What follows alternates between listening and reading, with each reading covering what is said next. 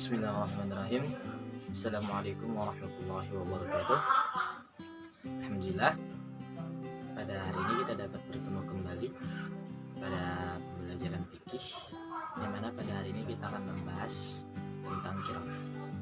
Sebelumnya marilah bersama-sama kita berdoa, semoga dalam pembelajaran qiraat kali ini kita dilancarkan dan dapat memahami apa yang kita pelajari pada hari ini. Semuanya bisa berdoa sama-sama biar Bapak yang pimpin. Bismillahirrahmanirrahim. Raditu billahi rabba wa bil islami dina wa bi Muhammadin nabiyya wa rasula. Rabbana zidna ilma warzuqna fahma bi rahmatika ya arhamar rahimin. Walhamdulillahirabbil alamin. Oke, sebelum kita masuk ke pembelajaran, Bapak ingatkan kembali teman-teman murid-murid sekalian bisa mengisi absen pada link di Google Classroom kita yang sudah Bapak bagikan sebagai tanda kehadiran kawan-kawan sekalian. Oke, kita masuk ke pembahasan masalah qiraat. Sebelumnya, apakah kalian ada yang tahu apa itu qiraat? Kalau kalian belum ada yang tahu, maka simak penjelasan Bapak berikut. Kita masuk. Pertama itu pengertian dan hukum qiraat. Secara bahasa, qiraat artinya meminjam atau memotong.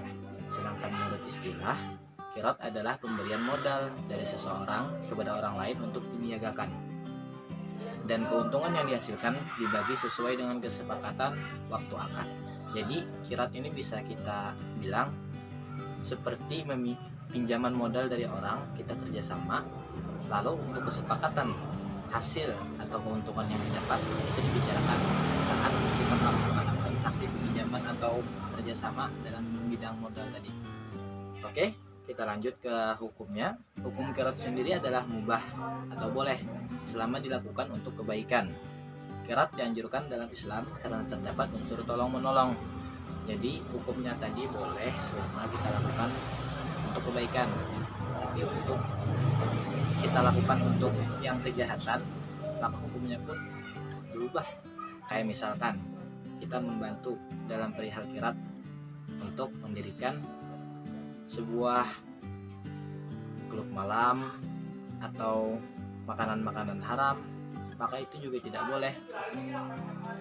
Nah, jadi qiraat ini sangat dianjurkan dalam Islam karena di dalam situ terdapat unsur tolong menolong. Maksudnya adalah kadang kita yang ingin berusaha, kadang kita tidak punya modal, tapi kita memiliki bakat atau kemampuan yang dapat mengembangkan apa yang kita ingin jalankan nantinya, namun terkendala oleh modal. Nah, adapun pemberi modal nantinya akan membantu kepada kita yang ingin berusaha dengan bantuan modal agar bisa terlaksana. Jadi keduanya itu saling tolong menolong dan keuntungannya pun dibagi secara kesepakatan bersama.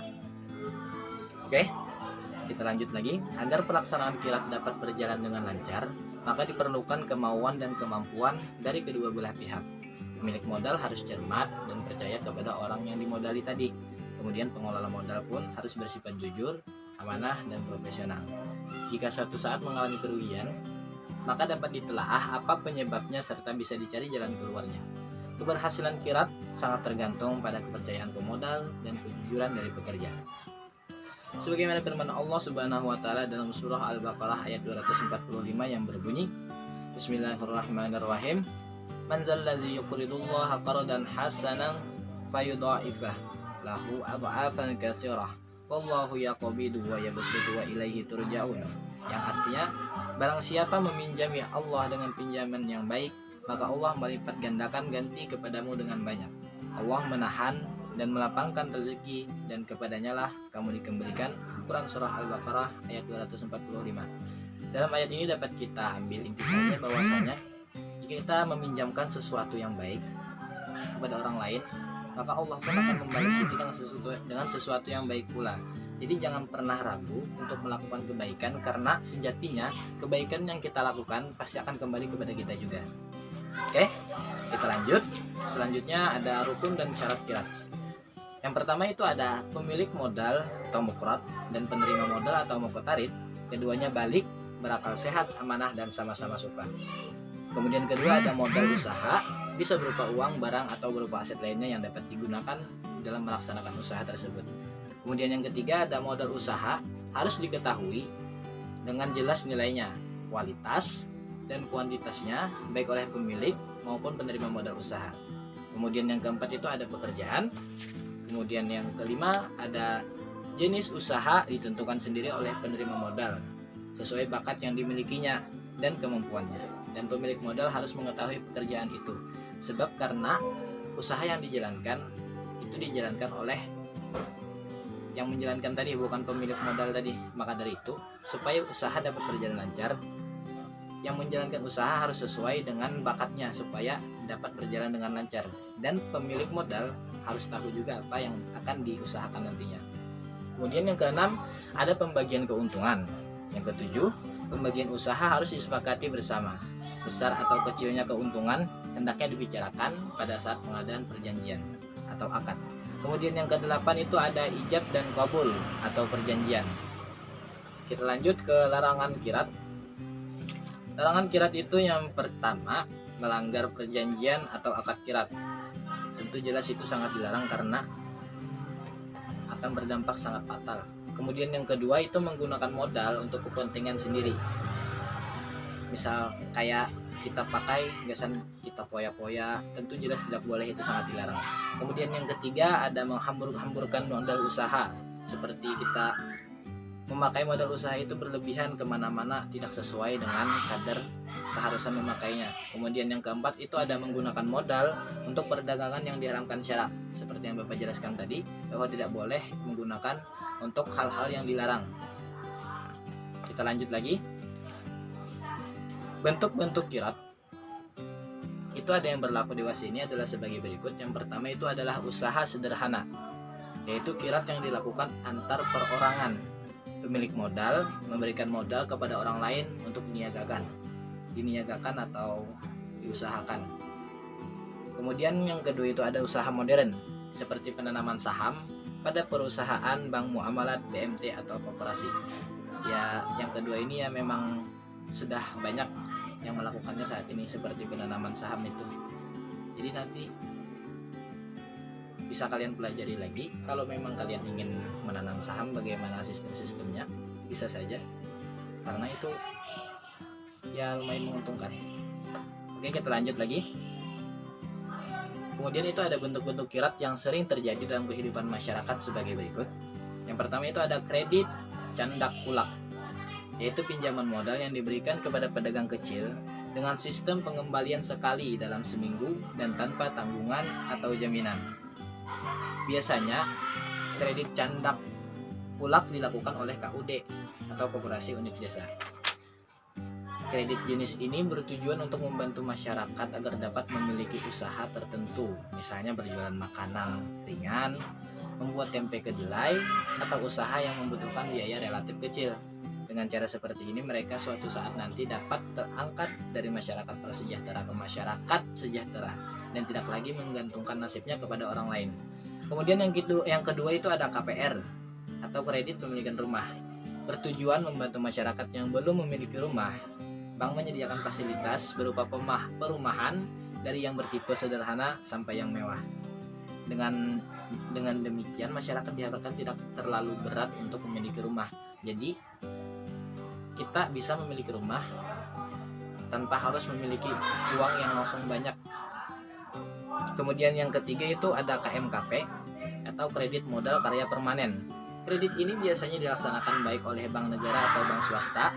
Kredit ini hanya melayani masyarakat yang sudah mampu, sehingga sifatnya hanya pengembangan usaha yang sudah ada. Jadi ini pun kejadiannya sangat terbatas karena hanya yang bersifat sudah mampu tadi yang dapat melaksanakannya. Kita lanjut lagi. Hal-hal yang perlu diperhatikan dalam kirat itu yang pertama adalah penerima dan pemilik modal harus dapat dipercayai dan dapat dipercaya. Kemudian yang kedua itu penerima modal harus bekerja secara hati-hati, tidak menggunakan modal usaha untuk pribadinya. Kemudian yang ketiga, perjanjian antara pemilik dan penerima modal hendaknya dibuat sejelas mungkin. Jika perlu, pakai saksi supaya masing-masing merasa tenang dalam menjalankan usahanya. Kita lanjut lagi, kemudian yaitu ada manfaat kirat. Yang pertama itu membantu sesama dalam mencukupi kebutuhan hidupnya. Kemudian yang kedua itu ada menggalang ekonomi umat, karena pada dasarnya kan ini tolong menolong masalah ekonomi, seperti kita menolong masyarakat miskin yang mempunyai bakat, kita tolong supaya dapat menaikkan taraf ekonominya. Kemudian yang ketiga itu ada mewujudkan persaudaraan dan persatuan antar pihak yang bersangkutan.